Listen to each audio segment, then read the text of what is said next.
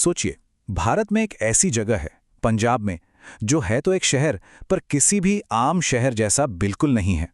ये एक आध्यात्मिक नगरी है। तो आज हम इसी अनोखे शहर डेरा बाबा जैमल सिंह की कहानी में थोड़ा गहराई से उतरेंगे। अब जरा इस आंकड़े पर गौर कीजिए, 5 लाख। कुछ खास वीकेंड्स पर इस जगह की आबादी अचानक बढ़कर 5 लाख तक पहुंच जाती है। मतलब कई बड़े बड़े शहरों से भी ज्यादा लोग यहां जमा हो जाते हैं। तो सवाल तो मन में उठता ही है ना, कि भाई 5 लाख लोगों का ये जो अस्थायी शहर बस जाता है, ये आखिर चलता कैसे है? वो भी सिर्फ प्यार और वॉलंटियर्स के दम पर। कोई सैलरी नहीं, कोई मजबूरी नहीं। चलिए इसी पहेली को सुलझाने की कोशिश करते हैं।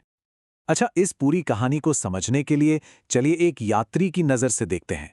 जरा सोचकर देखिए, एक ऐसी जगह पर पहुंचना जहां 90 से भी ज्यादा देशों से आए हर तरह के लोगों का एक विशाल समुद्र उमड़ पड़ा हो। जैसे ही कोई ब्यास रेलवे स्टेशन पर उतरता है, तुरंत बसों का एक बहुत ही एफिशिएंट सिस्टम लोगों को डेरे तक ले आता है, और वहां 18,000 से ज्यादा गाड़ियों के लिए पार्किंग। सुरक्षा जांच इतनी स्मूथ और ऑर्गेनाइज्ड है कि पता ही नहीं चलता।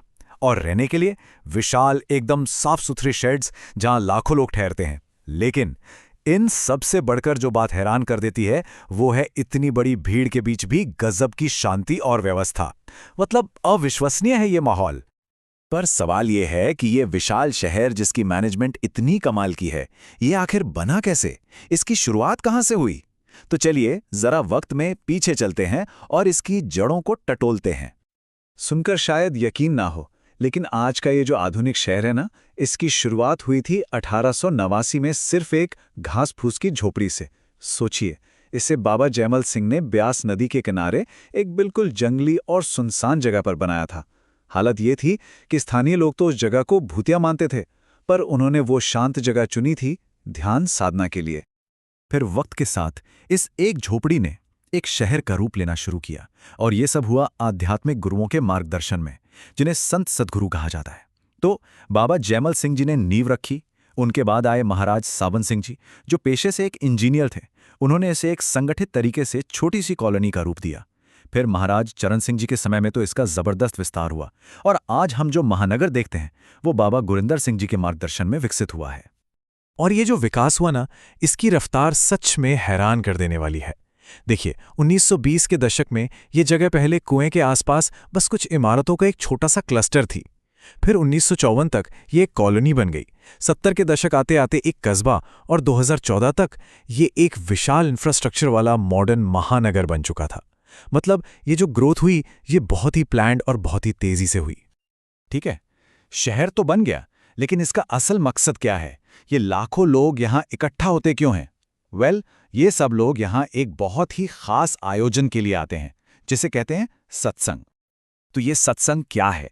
इसका सीधा साधा मतलब है सत्य की संगत। अब ये कोई रस्म या कोई पूजा पाठ नहीं है, बल्कि एक आध्यात्मिक चर्चा है, एक प्रवचन।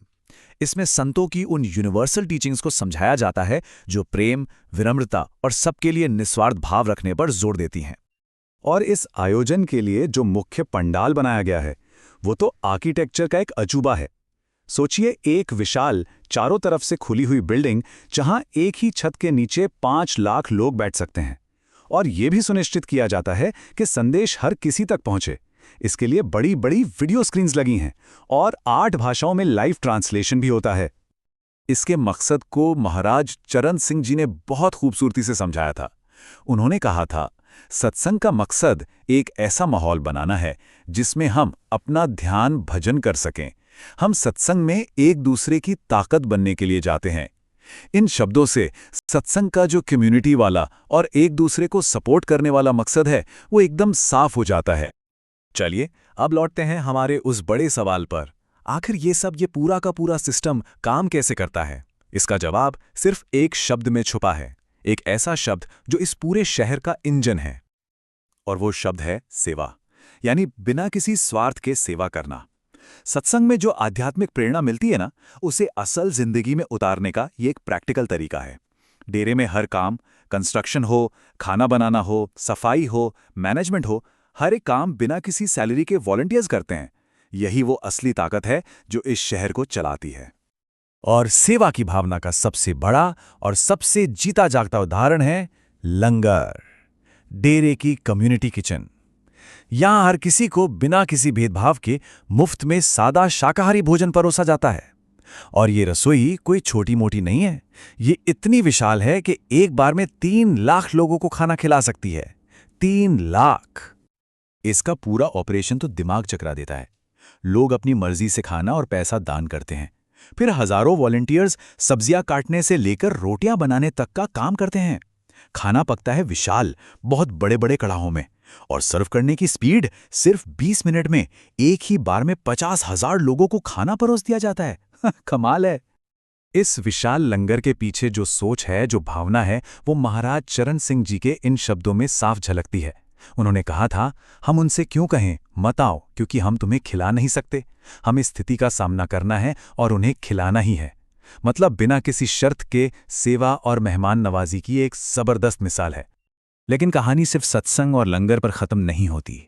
ये डेरा असल में एक पूरी तरह से सेल्फ सफिशिएंट कम्युनिटी है, एक ऐसा इकोसिस्टम जो आस्था की नींव पर खड़ा है। यहाँ की आत्मनिर्भरता देखिए, 1250 एकड़ की खेती से ताज़ा उपज जाती है। कंस्ट्रक्शन के लिए ईंटें, टाइलें, दरवाजे सब कुछ वहीं बनता है। एकदम साफ पानी, मॉडर्न सैनिटेशन और चौड़ी साफ सुथरी सड़कें हैं। चारों तरफ हरियाली और पेड़ पौधों की नर्सरी है। और इस पूरे सिस्टम को 1957 से एक रजिस्टर्ड चैरिटेबल सोसाइटी मैनेज कर रही है। और यहाँ की सिक्योरिटी की जिम्मेदारी भी, जी हां, वॉलंटियर्स ही उठाते हैं। तो फिर इस अनोखे समुदाय से हम क्या सीख सकते हैं? इसकी असली विरासत क्या है जो हमेशा कायम रहेगी? शायद इसका जवाब महात्मा गांधी के इस मशहूर कथन में छिपा है, जो डेरे के पूरे दर्शन का सार है।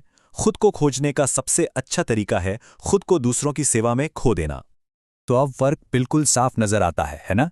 एक तरफ है आम शहर जो पैसे और सैलरी पर चलता है, दूसरी तरफ है डेरा जो दान और वॉलंटरी सर्विस पर चलता है। एक तरफ है जटिल नियम कानून और दूसरी तरफ है एक साझा आध्यात्मिक मकसद।